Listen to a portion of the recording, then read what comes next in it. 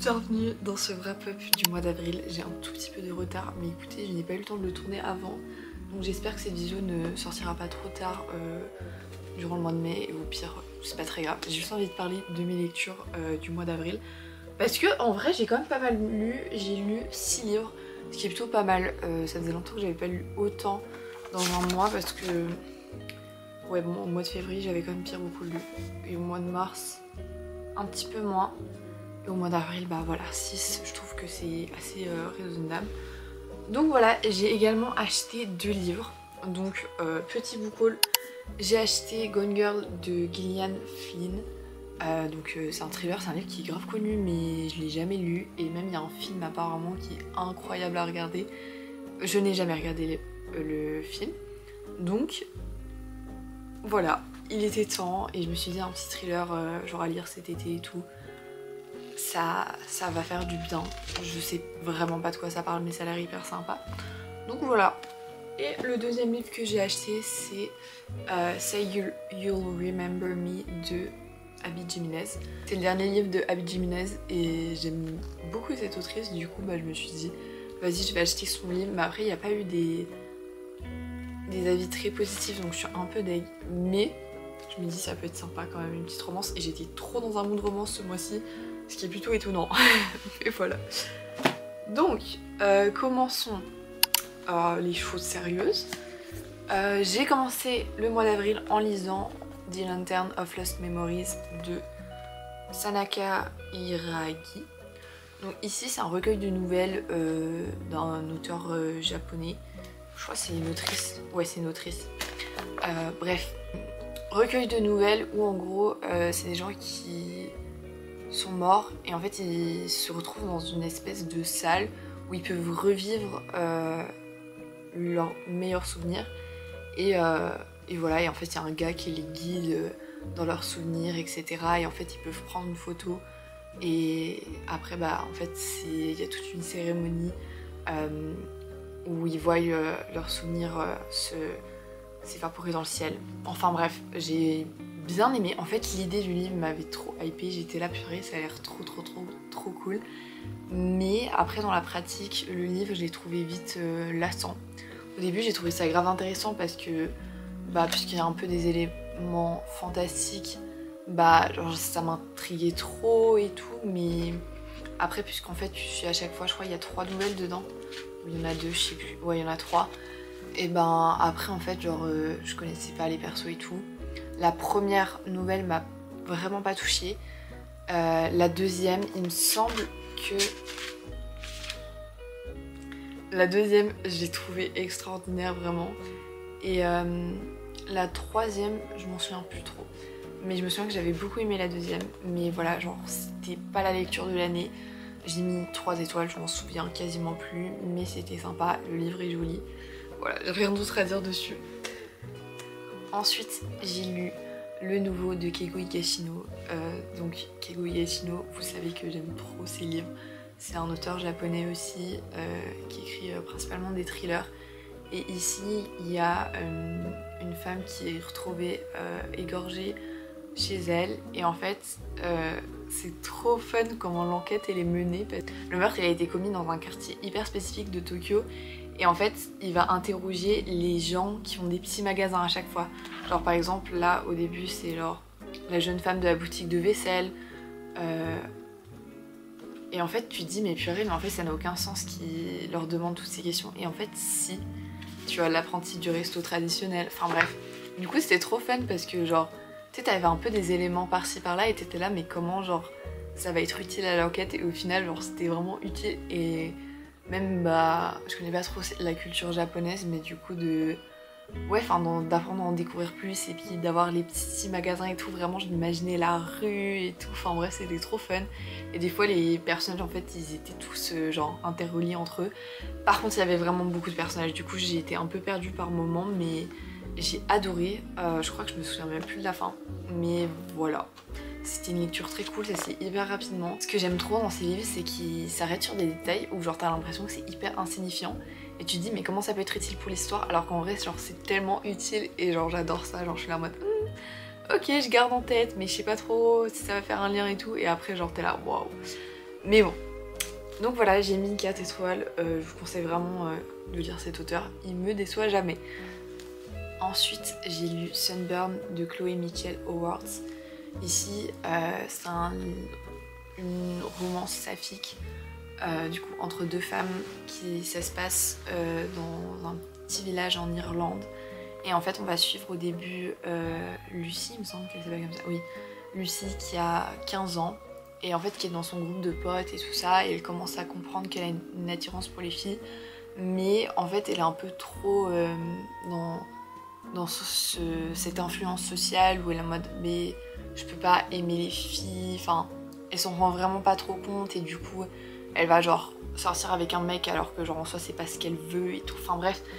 J'ai beaucoup apprécié ce livre et enfin je sais pas, ça m'a vraiment genre trop touchée, et je trouve que ce livre décrit extrêmement bien le sentiment amoureux, dans le sens où justement bah du coup Lucie elle va avoir grave un crush sur une fille qui s'appelle Susanna, et en fait comment c'était décrit, bon après il y avait des descriptions, j'étais là wow, c'était un peu trop genre il y avait plein de descriptions en mode genre de Susanna qui est en train de manger et tout, et c'était là en mode waouh elle est trop belle et tout, je sais pas quoi, et vraiment toute une description juste de elle qui est en train de grailler, et j'étais là ok très sexy ça, tout ça, mais bref. Et ouais, et du coup genre justement après il y a une petite romance du coup entre les deux, et j'ai trouvé que ça, je sais pas comment le sentiment amoureux était décrit, et genre vraiment le truc un peu de jeunesse, de genre oh my god, genre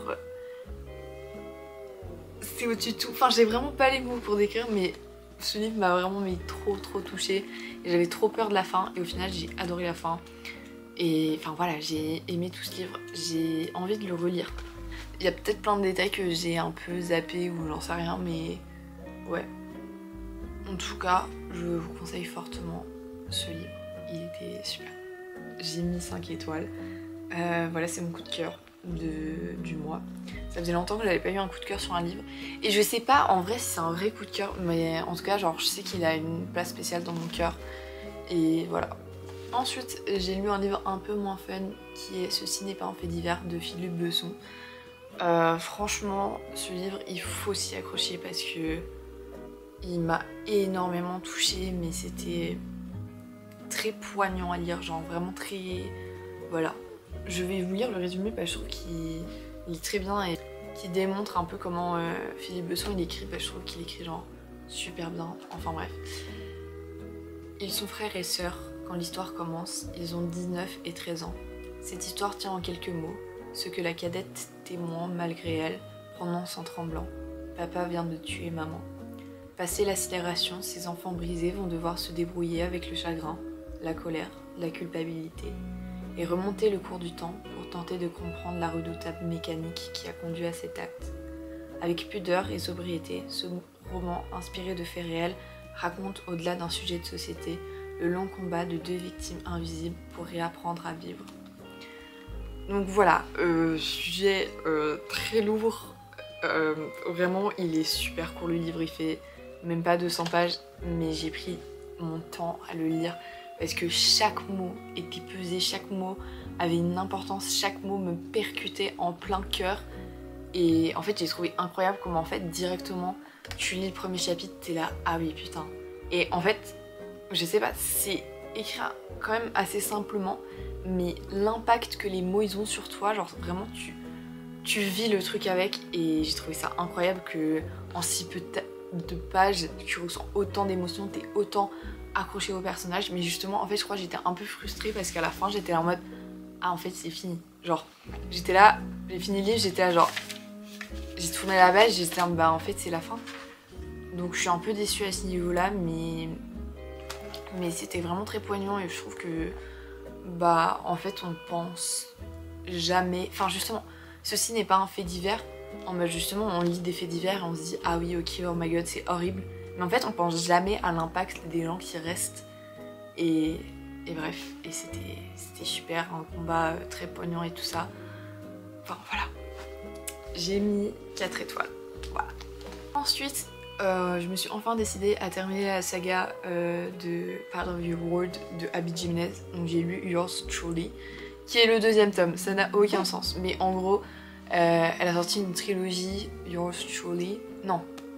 Elle a sorti une trilogie, comment elle s'appelle? Part of Your World. Et en fait, tu peux lire, enfin il y a un ordre, mais en fait tu peux lire les tomes, genre comme ça. Moi j'ai commencé par le tome 3, après j'ai lu le tome 1 et là j'ai lu le tome 2. Donc bref, ça faisait un petit moment qui m'attendait dans ma bibliothèque. Donc ici, on va suivre Brianna qui est... Elle est médecin je crois. Ouais, elle est médecin. Et Jacob qui sont aussi médecins. Et en fait au début, il y a un peu un quiproquo en mode genre elle pense que lui il veut prendre sa place parce que c'est le nouveau au travail et tout, je sais pas quoi. Donc voilà, et en fait ils m'ont grave se parler par lettres et c'était trop bien cette partie, enfin vraiment le début j'ai trop aimé, j'étais là, ah c'est incroyable et tout, et il y avait des sujets genre hyper touchants, comme bah, le Jacob, le personnage principal masculin, il souffre d'anxiété et en fait l'anxiété était tellement bien décrite et ça m'a vraiment vraiment percuté et je trouvais ça hyper réaliste et ouais bref, et genre c'était trop mignon et je me suis tellement reconnue dans ce personnage. Et il y a aussi le frère de Brianna qui a une insuffisance rénale et du coup bah il y a toute, enfin il y avait toute une intrigue par rapport à lui et tout, et j'ai trouvé ça hyper touchant bah, de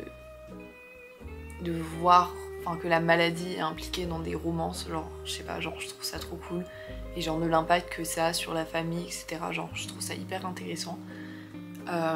Donc j'ai beaucoup apprécié ce livre, mais il y a un point négatif, c'est qu'au début j'étais genre trop à fond, le livre me touche hyper beaucoup, j'adore les personnages et tout ça. Et en fait, les deux petits cocos là, en fait ils se mettent dans une relation de fake dating et en fait ça m'a gavé le fake dating parce que du coup ils font genre qu'ils sont ensemble pour faire croire à la famille de l'autre ou je sais pas quoi. Et en fait... du coup ils sont en mode non mais c'est pour de faux, ils m'aiment pas vraiment, nanana. Alors qu'en vrai tu sais très bien qu'ils se kiffent, tu vois, et du coup genre ça m'a saoulé un peu ce truc de miscommunication où genre ils sont là en mode non mais de toute façon c'est pas vrai, nanana. Et du coup ça a créé un peu des conflits genre pour rien et du coup j'étais là genre bon bah flemme mec, genre bref ça m'a gavé. Mais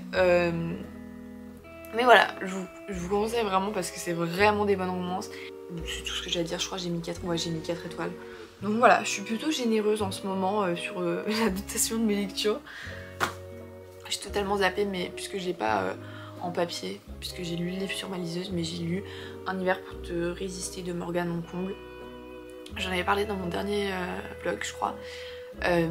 Donc voilà, en vrai c'est le seul livre de Morgane Moncomble que je n'avais pas lu. Je ne sais pas pourquoi je ne l'ai pas lu plus tôt parce que vraiment c'était incroyable et je savais pas trop quoi lire et je me suis dit vas-y putain une petite romance comme ça et incroyable, genre j'ai bouffé le livre en moins de 24 heures alors qu'il fait genre 400 pages, mais une dinguerie, genre direct t'étais dedans. Du coup là on est dans une histoire de patinage artistique, de rivalité, tout, d'alliance, enfin bref c'était trop fun et j'ai adoré cet univers de patinage, la romance trop cool, enfin bref c'est bien écrit et tout ça.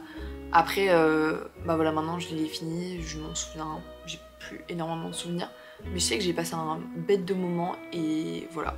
Donc j'ai mis aussi 4 étoiles. Donc voilà, c'est tout pour mes petites lectures du mois d'avril. N'hésitez pas à me dire si vous avez lu un de ces livres. Et puis moi je vous dis à la prochaine.